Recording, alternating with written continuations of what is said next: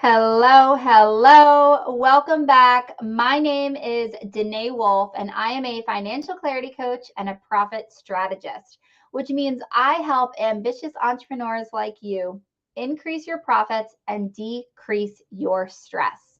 I do this through financial literacy, which I teach in my signature program, Profit Perfect. Profit Perfect is your one stop shop for all things small business accounting. Now, don't worry, this is not textbook accounting that your CPA studied in school.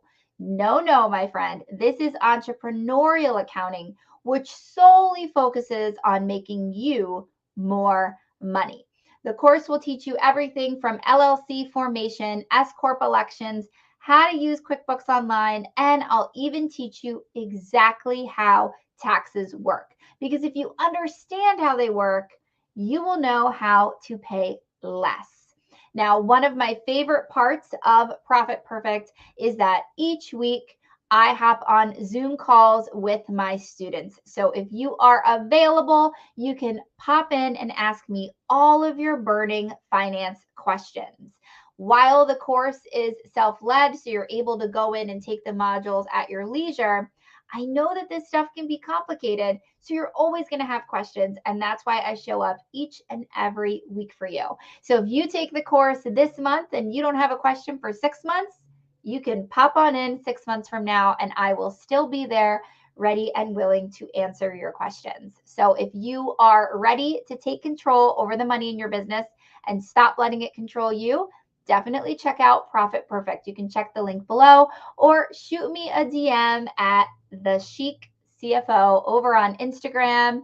Just shoot me a DM that says profit, and I will get you all of the details. Now, today's training is all about how to work smarter, not harder. And this was probably one of the very first lessons I learned in entrepreneurship. This was like the first thing that really resonated with me because I think I was having just a lot of failures early on in my entrepreneurial endeavors. And I kept saying, I'm working hard, I'm working hard, I'm working so hard, I'm working harder than I ever had. And I was still just flailing. I was not doing well.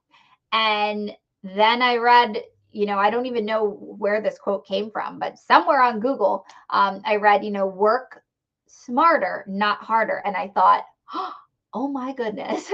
So today I really want to talk about that because I think most entrepreneurs, most of us, we're full of grit and we are hard workers. And the good thing is, we can't really teach somebody to be a hard worker, right? That's something that's innate. That's something that has to come from within. And I think it's great that most entrepreneurs have that. So, because you've already got that natural skill set, you're good to go on that front. However, it is more difficult to learn how to work smarter, but here's the best thing that can be taught. I can't teach you to work hard, but I can teach you how to work smarter. All right. So that's what we're going to dive into today's lesson. Now, the first thing that I really want you to ask yourself is your business giving you the lifestyle that you really want, or is it consuming your entire life? And I talk about this a lot, this idea that I want you to build a business that can support the life you desire. Because I think so often entrepreneurs don't take the time to really sit down and figure out exactly what they want. And the truth is, if you want to get more done in less time, you have got to have clarity and purpose in your business. That is the very first thing that you need to have. You need to know what you are trying to achieve. If you are lacking clarity and purpose, you are always going to feel like you are on a hamster wheel and getting nowhere. So, one of the first tips I've got when it comes to being able to do more in less time is gaining clarity and purpose in your business. Why did you start this company? Okay. Number one, to make money. We all know that, right? We can debate this all we want, but the cold, hard truth is you started your business to make money. That is rule number one. Because guess what, guys? If you didn't start it to make money, you would have done a nonprofit. Because I think a lot of times I get these holier than thous who say to me when I say you started your business to make money, they'll say, no, I started it because I want to help people. No, no, no. You started your business to make money because you want to help people. That's why you chose the business that you do, right? I wanted to start a business because I wanted to make money. But what am I passionate about? What lights me up? It's teaching female entrepreneurs financial literacy, right? So that's why I chose the type of business. But when I decided to get into business, it was because I wanted to make money. So that's always the first one. But typically outside of that, because you think about it, you could make money at a job, right? So typically outside of rule number one, which is we started the business to make money, is you were looking to be in control of your schedule, right? It's always a time and money thing, right? Our two greatest assets in life. So I believe that when we are trying to make sure that we're working smarter, not harder, and we want to be able to achieve and do more in less time, we first need to remember and know, why did we do this? And for most of us, it's going to be because we wanted to make money, but we wanted to do it in a way that wouldn't be as intrusive in our personal lives, right? So I know for me, I had this struggle. I was in corporate America. I had a job, a very demanding job. I was always on call. I was running 4 locations. I was a regional manager. And it was really difficult once I became a mom, right? But I also had so much drive and so much ambition. And I knew I wanted to be present with my kids. And I knew that that corporate schedule wouldn't work for me, but I wasn't ready to completely let go of my identity as a professional. I knew that I needed a career. I needed some type of a professional endeavor because I was an entrepreneur before I was a wife, before I was a mom, right? It's in my bones. I've always had a small business. I started off with a photography business when I first graduated from college. So I've always had this entrepreneurial spirit.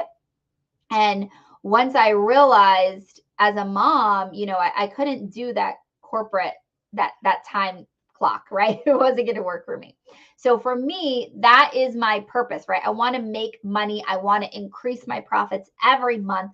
That is my goal, while also being able to be active and present in my home life and be there for my kids. And when my kids have a, assembly at school, I want to be able to attend. So I am very focused, laser focused on realizing that that is my goal. That is my purpose. So I've got that clarity. And if you're lacking that, I strongly suggest you start there. That's the first thing I want you to do. Why are you in this business? You need that clarity. What is your purpose? The next thing I want you to do is really ask yourself, how long are the things on your to-do list taking you, right?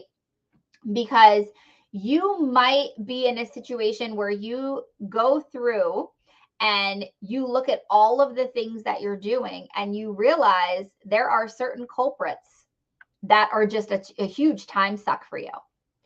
And we need to identify those time sucks in your business because we need to figure out a better way to do them. And I think that so often as entrepreneurs, right, we get caught up in these menial administrative tasks, right? So you could go down the rabbit hole of answering emails, and before you know it, you just wasted an hour, right? You could be, I use Asana, right? That's my task management software. You could be organizing your Asana, and before you know it, you've lost an hour, right?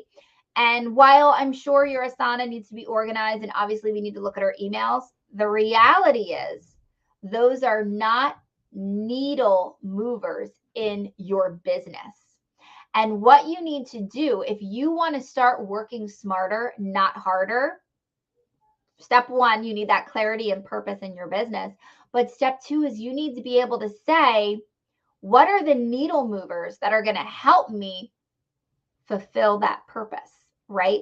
So if I know that my goal with my business is to have flexibility and time with my family and to increase my profits every month, I have got to look at my to-do list and say, what are the needle movers? Well, I know for me personally, it's all about marketing.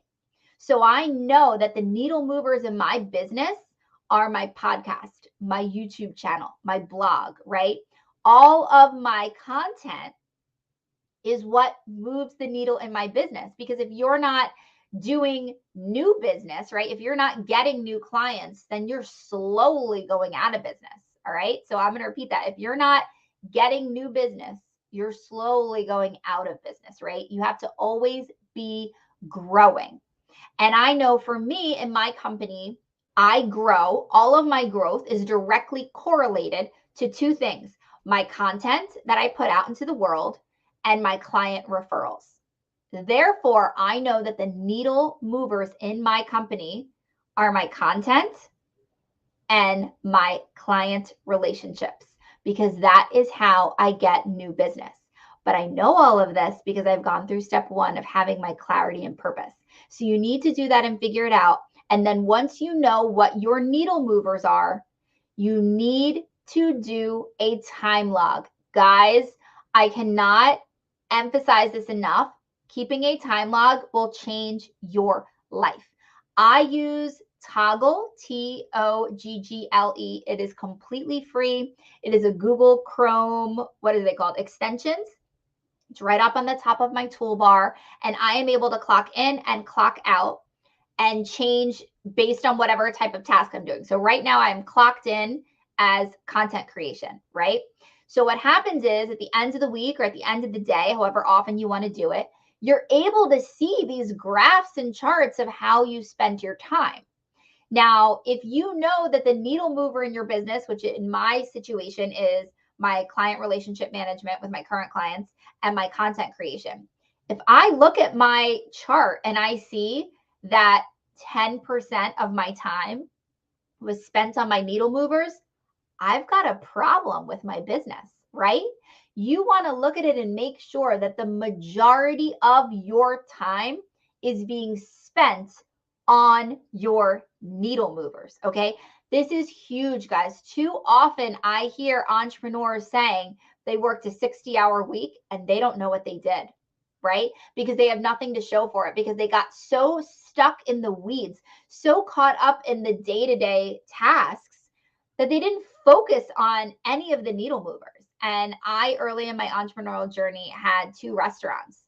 And the days where I was in there actually making the food and like doing the cooking and the cleaning and all of those things were truthfully my least productive days. Even though it seemed like, I was a body in motion, I was doing all the things. My store was clean at the end of the night. I did all those things. But guess what? It was not productive because they weren't needle movers. I could have easily had an employee make that food and clean the messes, right? I should have been focusing on the needle movers, which in that business would have been making sure that I was interacting and engaging with the customers. I should have been front of house. I should have been walking table to table and talking to everybody and making sure they had a good experience and shaking their hands, because that is then going to have them go out into the community and refer my restaurant, right? And this, like I said, was something I had to learn early on in my entrepreneurial journey, because I just thought there's so much to do in the business and my job as the owner is to do as much of it as possible.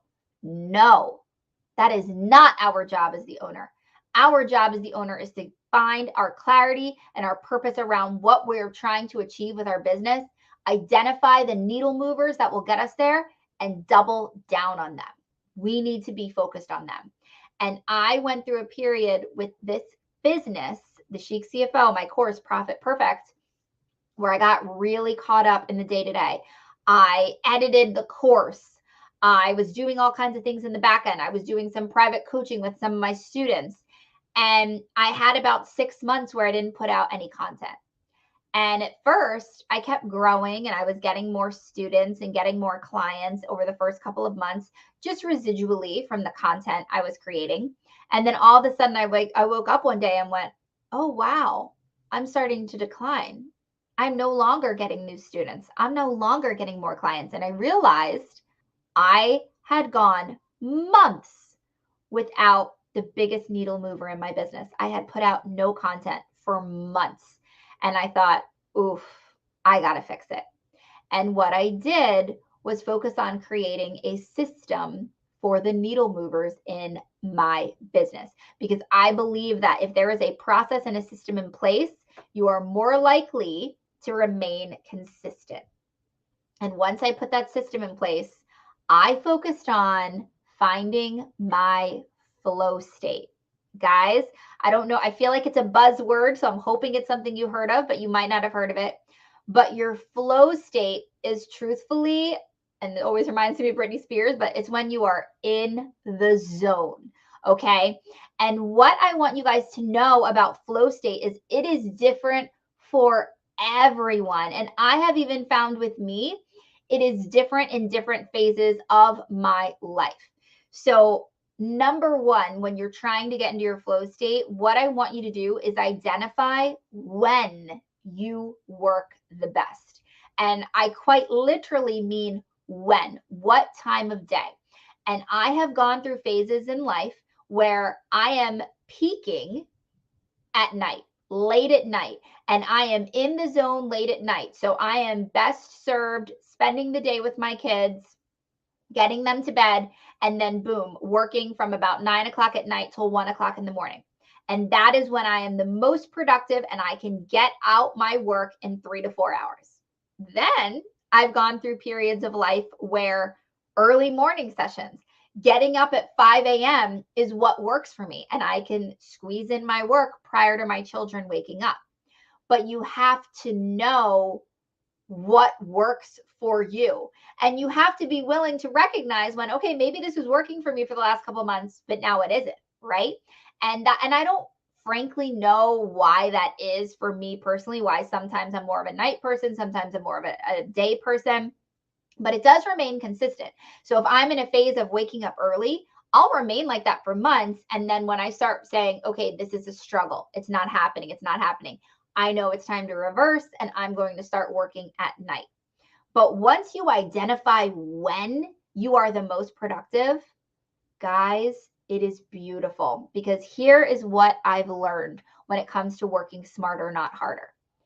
If you are trying to work and get tasks done when it's not at your peak time, when it's not the best time for you, something that might take you an hour when you're focused and at your peak is going to take you 2 hours if you do it at a time that doesn't work for you. So if I'm trying to do something and my kids are up and I'm trying to read a book to them and do all these things with them and make them lunch, right? Horrible timing. I'm not focused. It's going to take me double the amount of time to get the task done. But if I am optimizing the way I work based on my own biological rhythms, right? Because everybody is going to be different. I know people who like clockwork, they're up at 5 a.m. That's how they work. I know people who are like, nope, I can't get in up till 8 and I can't even think about getting on my computer till 11, right? We have to own it and be true to who we are, because we never want to try to fit a square. What is this saying? I always butcher this saying. Fit a square peg in a round hole, right? We need to know what works for us and what doesn't, because if we can figure out what works and we double down on it, man, you will be shocked, because I have had times where I work 5 hours and it wasn't a peak time for me, and I am not nearly as productive as working 3 hours in a peak time. It matters. I'm telling you guys, research into this more, but getting your flow state, guys, total game changer. So you want to identify when is that time that works for you with your own biological rhythm. And then you want to eliminate distractions. Guys, you got to eliminate the distractions, please. When you work and you are focused down, you've got your head down and you are bringing your A game, you need to stay in that zone. If you've got your phone out or your iPad or the TV's on, you're not in flow state because you're not getting that focused work. Somebody in focused work for 2 hours is going to do way more than somebody who's not in focused work for 10 hours. Honestly, guys, it is a huge, huge difference. And I think if you can really figure it out and figure out what works for you, it's going to be amazing. And ladies, I want to share with you, Kate Northrup wrote a book called Do Less. And the book, remember how I said I go through phases where sometimes I'm better at night, sometimes I'm better in the morning? The book talks about how it's very connected to the female cycle and hormones, and she'll really help you figure out when is the time that you are in flow state. And I think we all have days where it's like, oh, I really don't want to do this right now, but we have it in our head that like, oh, we have to do it. And I would challenge you, instead of pushing through that time, because I can tell you guys, there's been days where it's like, I'm supposed to film today and I'm not feeling it. Well, if I'm not feeling it, that video is going to be awful, right? Because I'm not bringing my A game. I'm not in the zone. And rather than kind of forcing ourselves, let's follow our natural rhythm. And you'll see the rhythm. You'll know when it is. And for me, this sounds so silly, but something that's really worked for me is like, I have a set day when I know that I film, because now I am batching that content and I'm in the zone of filming. And you know what else that means? It's only one day that I have to do hair and makeup, which, ladies, I know you know that's a whole beast in and of itself, right? So if I can have less days where I don't have to put my face on, great. So for me, having a set day of the week where I film, right now it's Wednesdays because that's what's working for the phase of life that I'm in, it's great. I have to do my hair and makeup. I know I'm getting it done. Now I'm getting in the zone. I'm ready to go. And my brain is focused, laser focused on filming and creating that content. I have a different day of the week when I write, okay? Because I'm batching that work because I know that I want to stay focused. If I tried to have a day where I maybe wrote in the morning, then I did some client calls, then I filmed a video, I am completely breaking up my zone, right? We don't want to hop from thing to thing. All of this stuff matters. And I know that if you haven't tried it, you might just be living your life thinking, oh, well, when something has to get done, I do it. If I got to film a video, I film the video. No, guys, you need to plan. Please, you need to have strategy. Okay. I don't want to see you willy nilly and going by the seat of your pants. No.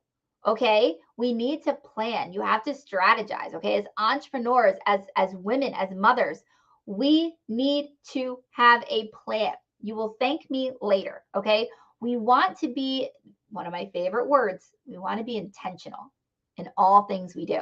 And I know if you can figure out what your clarity and purpose is in your business, and you can figure out what the needle movers are to get to the goal that you laid out, and if you can then discover your flow state and get in it and tackle those needle movers in your flow state, woo, baby, you are going to do huge things, and you're going to find that you're doing them with ease. My word for this year, for 2022, is ease. And I've done everything in my power to remain true to it. And I can tell you that identifying my flow state and getting laser focused on the needle movers in my business has been huge. And as you guys are trying to identify the needle movers, what I'm going to tell you is there really should be like 1 to 2. So if you are like, well, I have 10 needle movers in my business, no, you're not identifying them correctly. There's only going to be 1 or 2 core things in your business that actually move you toward your goal. All right.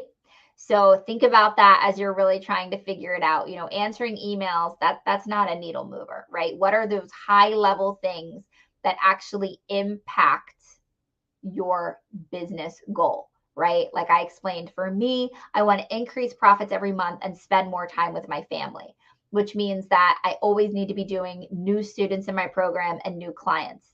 And I get that through content creation and client relationship management. So those are my needle movers, making sure that I'm paying attention to my client retention, making sure that I am putting out content, right? That is how I'm able to increase my profits each month. And then I'm able to focus on those needle movers and not worry about the other things, which is how I reach my second goal of being able to spend more time with my family. Because once I get into that flow state, I can do more in less time. See how it all comes full circle. So I love this topic, this whole idea of working smarter, not harder. I hope you guys learned something today. Please let me know in the comments what you thought, or if there's any tips that I mentioned that you guys have tried, had it work for you, or if you have your own tips, share them with us, please.